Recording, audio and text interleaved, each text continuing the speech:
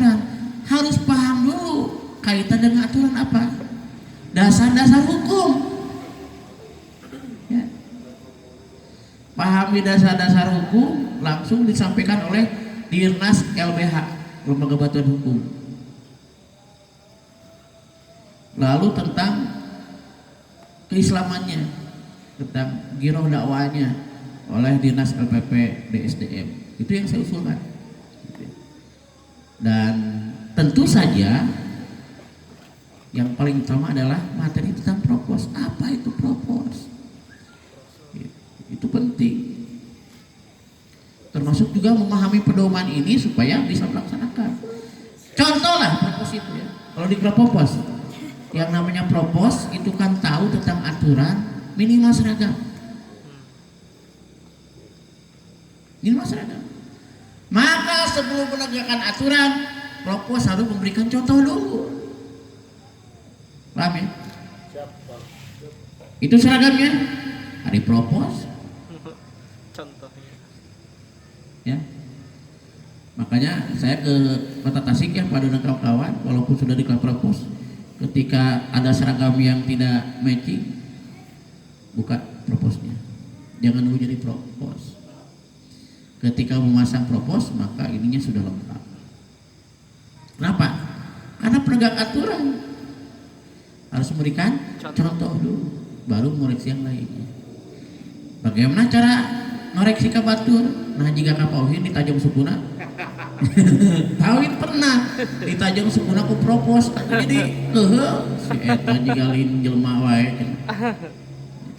Mana kan dipecat tuh. Tali sapatu, logor, ditajok, yang bener tuh sapatu. Dan orang mah tentara lain gitunya. Dan tentara gitu teh.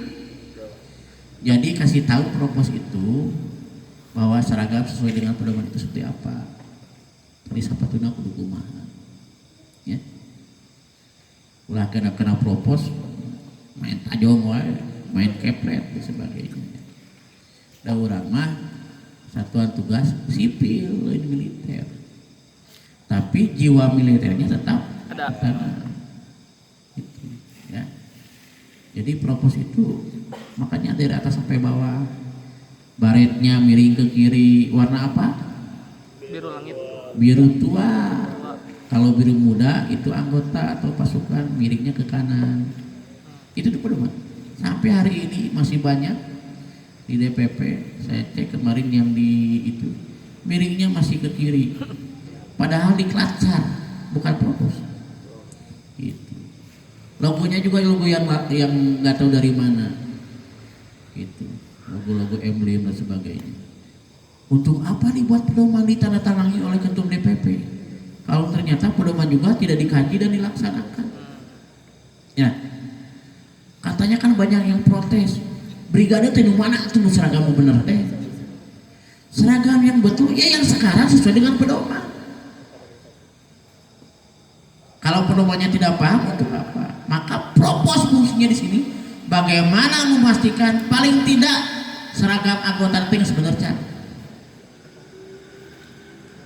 Ya. Pangkat PDL di mana, PDH di mana, PDU di mana. Ya, itu pangkat. Lalu juga nempelkeun kanan kirina di mana ya pepul ya di paling mana basotan pilmi dikecak enehnya kadara di katuhu ya basotan pilmi di katuhu asalnya teh lain basotan non asalnya teh perkasa, tapi perkasa itu ini ada yang saya dalam ya kunaon baheula lain basotan segitiga nanti tapi perkasa. Ada yang tahu nggak? Ternyata Kang Ali tadi menjelaskan dirubah karena itu dipermasalahkan atau dipersoalkan oleh Muhammadiyah. Pemuda Muhammadiyah logonya semua perkasa. Oh, kenapa sama? Tahu nggak kenapa sama? Karena yang membuat pedoman pertama adalah orang Muhammadiyah. Pemuda Muhammadiyah, si Kang Iqbal yang sekarang aktif di Kokam. Kokam itu satgasnya Muhammadiyah. Saya ketemu di sana. Oh, ternyata kenapa? Berarti pedoman ini bisa jadi awalnya itu dari Kokam, dari satgasnya Muhammadiyah, dirancanglah menjadi pedoman, maka banyak yang mirip-mirip di Muhammadiyah, tapi tidak apa-apa, namanya juga proses, itu ya, itu. Jadi muncullah sekarang itu alhamdulillah kali kelas total fi ilmi wal jismi buat fisik dan fisik. Gitu ya.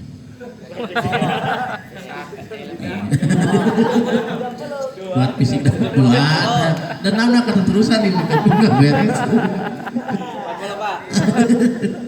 Ya, nah itu ya. Buat fisik dan fisik. Baik. Jadi itu propos ya, paham ya propos ya? Makanya ya. Mungkin untuk yang sekarang Pak, propos itu lebih cenderung ke pengawalan, padahal itu kan tugasnya ke protokoleran. Seharusnya kalau memang protokoler dibutuhkan, ada kan di kasus protokoler gitu Pak. Kalau ada. Iya, kuduna mah sapertos gitu. Yang awal PPIP, yang menjadi pengawal dan sebagainya mengatur acara itu kan tugas protokoler gitu, bukan tugas propos. Sekarang pada saat ini pengaturan acara, pengawalan dan sebagainya itu dibebankan ke propos seolah-olah gitu kan. Seolah-olah itu teh tugas propos. Termasuk sekarang pengawalan DPP itu dikawalnya oleh propos, padahal itu seharusnya protokoler. Seperti mana para pejabat, para petinggi itu kan dikawalnya bukan oleh propos, tapi punya protokoler masing-masing gitu Pak. Seperti hanya Komandan Nasional harus siap mengawal ketum DPP. Ya, kurang lebih Jadi pabilik antara Panglima Tinggi dan ajudan gitu. Jadi Panglima Tinggi itu kudu jadi pas pampres gitu. Jadi sejarahkan Ali diganti itu kan karena harus mengawal. Jadi Panglima Tinggi harus mengawal presiden. ya, padahal kan asal iya gitu. Ya. Tadi sudah dijelaskan dan memang karena kebetulan ya tadi orientasinya mungkin ada sesuatu yang ada kepuasan batin mungkin buat mereka dan kepuasan lahir ya, karena saku lahir bisa jadi ya. Karena yang eces dan cair kan itu Ya, daripada jadi propos ya udah tuh menjadi protokoler gitu tanpa maksudnya teh. Langsung. Kan KDPP karena langsung. propos jadi salah fungsi gitu Pak. tuh. Ya kan itu mah karena itu tadi situasional di pusat ya. Situasional di pusat. Kalau di kita makanya begini ya. Saya dengan Pak Saif dan kawan-kawan pengurus wilayah belajar bersama-sama, ayo berusaha untuk membenahi di Jawa Barat dulu. Ya. Dalam menuturkan di pusat mah beureun dasar kitu aya nah. Bolak-balik dekok. Harusnya jadi contoh. Saya aja menyampaikan pedoman yang ada disangkanya mempermasalahkan masalah. Padahal saya menjelaskan ya, pedoman tentang atribut. Nah, makanya kita mulai saja dari kita lah. Bisa jadi mungkin Dari diri. apa yang kita rumuskan menjadi pilot project di tingkat nasional. Karena nanti kalau kemungkinan nanti Silaknas tentang pedoman itu tidak bersamaan dengan Munas. Tapi mungkin pasca Munas pemilih ada ketua terbaru, lalu ada Komandan Nasional dan saya akan menawarkan berbagai macam gagasan rekomendasi dari kita, rangkuman dari pembicaraan tadi untuk dibawa ke Silaknas yang memang ada komandan baru yang terpilih oleh ketua umum yang terpilih. Sehingga mungkin mudah-mudahan